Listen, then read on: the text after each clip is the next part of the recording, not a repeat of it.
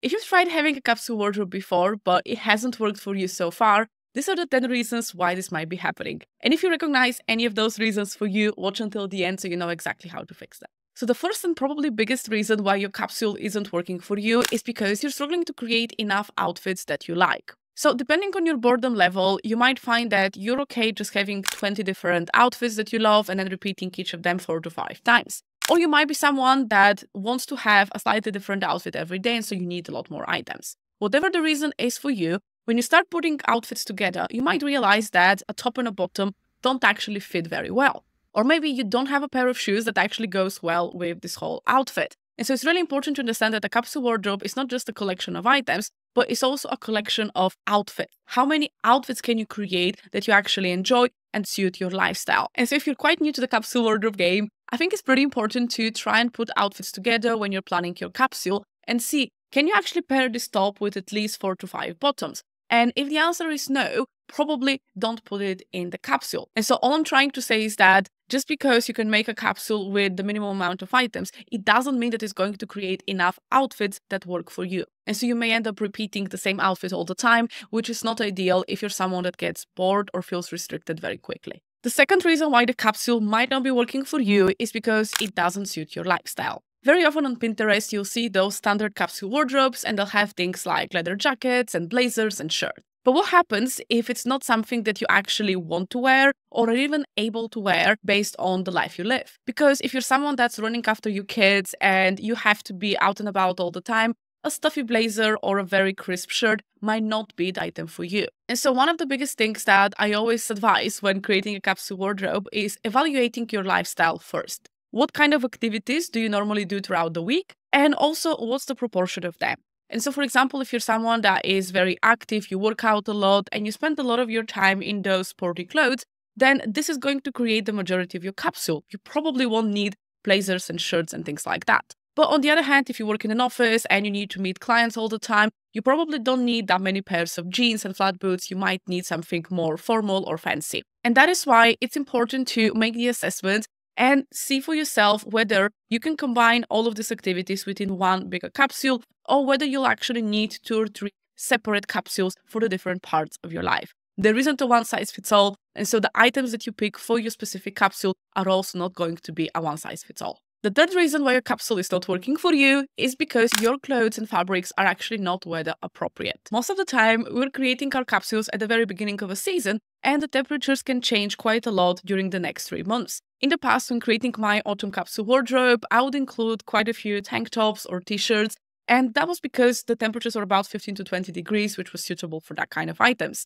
But then rapidly the temperatures would drop to about 10 degrees, and I found myself often with just about 4 or 5 jumpers, which definitely wasn't enough. And so the best thing you can do is to actually look into the historical forecast if you can't really remember what sort of temperatures you get, and make sure that you have items in fabrics that actually make sense for the weather. And if you're wondering what those fabrics are, you can download the Ultimate Guide to Creating an Autumn-Winter Capsule Wardrobe, which includes a lot of information about the fabrics that you can replace your summer favorites with. The next reason why you might be struggling with a capsule wardrobe is that you have a lot of items that you don't necessarily love. Now, I totally understand that the capsule may be a chance for you to try some unexpected combinations or maybe play around with an item that you haven't necessarily worn too much. But the problem is that we often create capsules with very basic or boring items that we are not necessarily super passionate about, and so we find a lot of the outfits very blunt and boring. Or on the other hand, you have something that's super creative, and then you're lacking enough basics and items that you love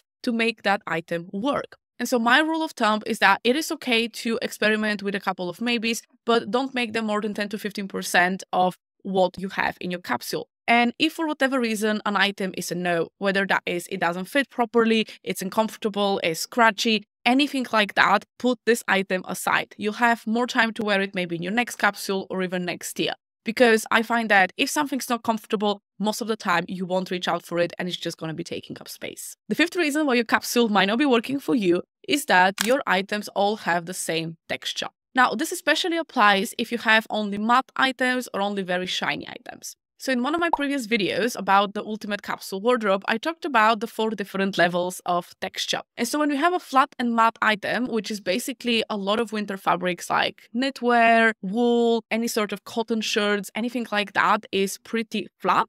and also matte, it's not shiny. When we put those items together, it can create a very cohesive, but not necessarily very interesting look. And so it can end up looking pretty casual. And so if you're someone that maybe needs to go on some more fancier formal events, you might feel like you actually don't have enough to wear. On the other hand, I also know people that have a lot of very sparkly, shiny, interesting textured items. And so again, you're probably very set when it comes to going out. You have a lot of outfits for that. But then when you have to go and run errands or just go for a walk and you want to feel a bit more relaxed and casual, you don't actually have anything that goes beyond leggings. And so I think that having a mixture of matte and shiny items allows you to pair them together in a variety of different combinations. So then you can create more casual day-to-day looks and then also slightly more interesting or elevated looks. And that will greatly expand the capacity of your capsule. By the way, if you're enjoying this video so far, please give it a thumbs up and subscribe below. The next reason why your capsule may not be working for you is because you feel like you have to do laundry all the time.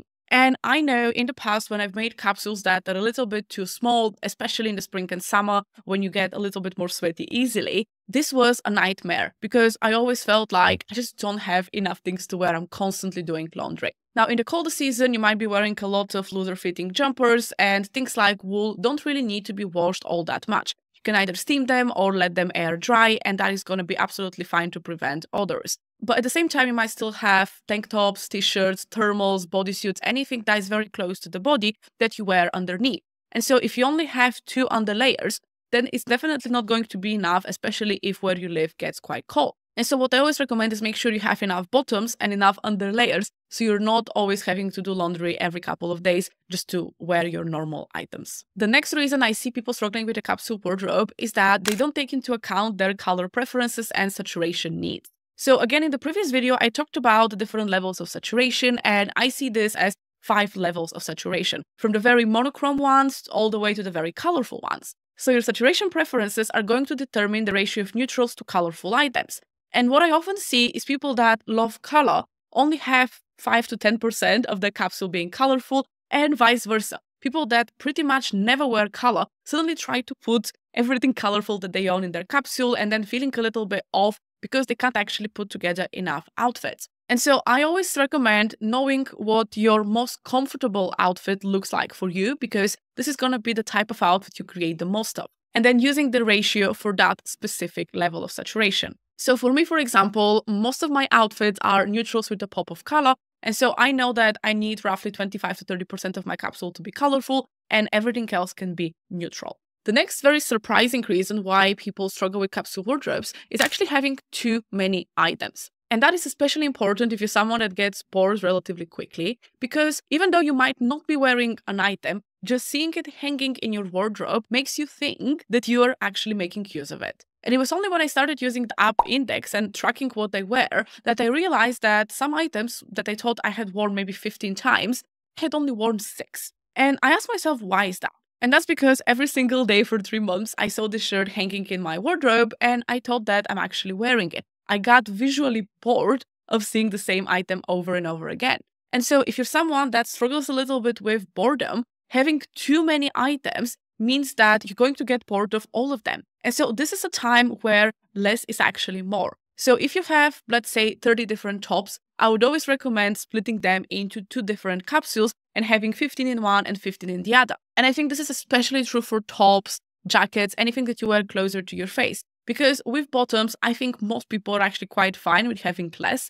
But with tops, because we see ourselves in the mirror all the time, we might be taking photos, it's something that we get visually a lot more saturated in. And so definitely try splitting your tops into different capsules so that you both get enough wear out of them and you also don't get too bored. The next reason why people get bored with a capsule wardrobe is that they can't actually create all of the different silhouettes that they enjoy wearing. So in general, there are 3 different kinds of items. We have the fitted, the straight, and the wide, looser ones. And when we combine them, in theory, we have 9 different combinations, 9 different silhouettes, but you can broadly group them into 4. The very fitted, the mix of fitted with looser, the straight, and then the wide. And so if your preference is for outfits that are in the middle, that are a combination of fitted and looser items, but you realize that all of your tops are quite fitted or all of your bottoms are quite fitted, you're going to be limited in the kind of silhouettes that you can create. Now, this doesn't apply if you realize that you only enjoy fitted or oversized silhouettes. In this case, you might realize that all of your bottoms and tops being looser